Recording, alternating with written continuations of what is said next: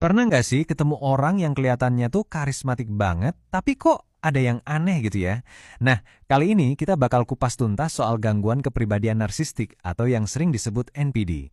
Ini tuh kondisi yang rumit dan jujur aja sering banget disalahpahami. Oke, kita mulai ya. Jadi, kesan pertama ketemu mereka tuh biasanya, wah luar biasa. Kelihatannya percaya diri banget, tegas, dan gampang banget bikin orang lain terpesona. Pokoknya jadi pusat perhatian deh.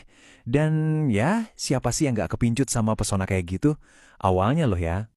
Tapi, penampilan yang keren banget ini seringnya cuma sampulnya doang. Pertanyaan besarnya adalah, apa sih yang sebetulnya tersembunyi di balik topeng yang kelihatannya sempurna itu? Oke, jadi apa sih NPD itu sebenarnya? Yuk kita bedah dari dasarnya dulu biar kita semua paham. Nah, ini dia definisi klinisnya. Coba bayangin ya, gabungan dari rasa gue paling penting, butuh banget dipuji terus-terusan, hubungan sama orang lain yang selalu bermasalah, dan yang paling inti, kurangi empati. Sama sekali nggak bisa ngerasain apa yang orang lain rasa. Ini bukan sekedar pede loh ya, ini udah jadi pola yang merasuk dan seringkali merusak. Penting buat kita tahu kalau gangguan ini tuh nggak muncul tiba-tiba. Akarnya sering banget bisa ditarik sampai ke masa kecil. Entah karena pola asuh yang terlalu memanjakan, atau sebaliknya malah diabaikan. Nah, gejalanya mulai kelihatan pas remaja, dan makin jelas pas orang itu dewasa. Oke, sekarang saatnya kita buka topeng itu. Kita lihat apa sih yang sebenarnya ada di baliknya. Ini nih intinya NPD. Yang paling kelihatan itu adalah haus akan pengakuan. Mereka itu butuh banget validasi dari orang lain, nggak ada habisnya. Mereka merasa berhak dapat apa aja, butuh dipuji non-stop, dan hidupnya itu penuh rasa iri. Bisa jadi mereka yang iri sama orang, atau mereka yakin banget kalau semua orang iri sama mereka. Biar gampang bayanginnya, kita pakai contoh di kedai kopi. Kalau kita kan, ya wajar pengen dilayanin dengan baik, normal.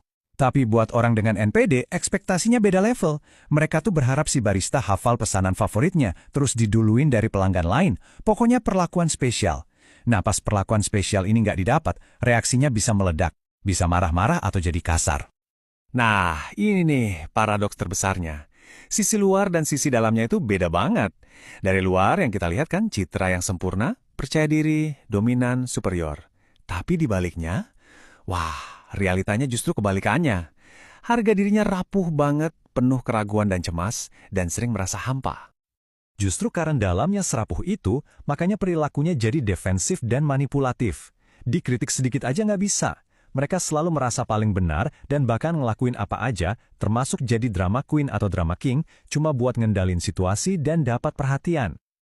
Taktik tarik ulur ini salah satu senjata andalan mereka buat pegang kendali. Jadi pertama-tama mereka bakal narik kamu deket-deket, pakai pesona, pujian, dibikin nyaman banget. Terus tiba-tiba mereka dorong kamu jauh-jauh, bisa dengan kritik pedas atau sikap dingin. Tujuannya, biar kamu bingung dan akhirnya jadi bergantung sama mereka. Nah, akibatnya apa? Jelas banget. Semua perang batin mereka itu akhirnya merusak hubungan mereka sama orang lain. Karena nggak punya empati, mereka jadi gampang banget manfaatin orang lain buat kepentingan sendiri. Ya akhirnya, susah banget buat mereka punya pertemanan atau hubungan yang benar-benar tulus dan awet. Oke, kita udah paham apa itu NPD. Pertanyaan selanjutnya, terus gimana cara menghadapinya? Nah, di bagian ini, kita bakal bahas beberapa tips praktisnya. Satu hal yang paling penting buat diingat, kamu nggak bisa ngubah mereka. Percuma. Tapi, kamu bisa banget mengubah cara kamu merespons.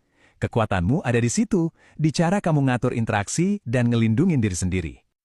Ini dia semacam toolkit buat berinteraksi sama mereka. Pertama, bikin batasan yang jelas. Ingat, emosi mereka bukan tanggung jawabmu.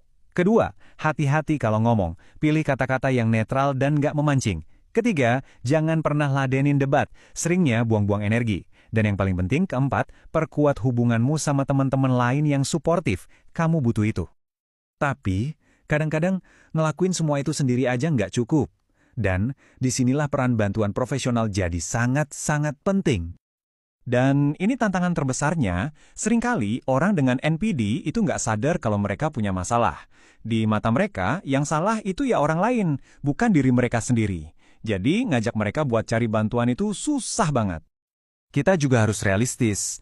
Terapi emang bisa bantu banget buat ngelola gejalanya. Tapi ini bukan obat yang sekali minum langsung sembuh. Prosesnya itu panjang, menantang, dan butuh komitmen yang luar biasa dari orangnya sendiri untuk mau berubah. Sebagai penutup, ada satu pertanyaan buat kita renungkan bersama. Gimana caranya kita bisa melindungi diri dari perilaku narsistik, tapi di saat yang sama nggak kehilangan empati kita? Ini soal mencari keseimbangan antara menjaga diri sendiri dan tetap punya welas asih.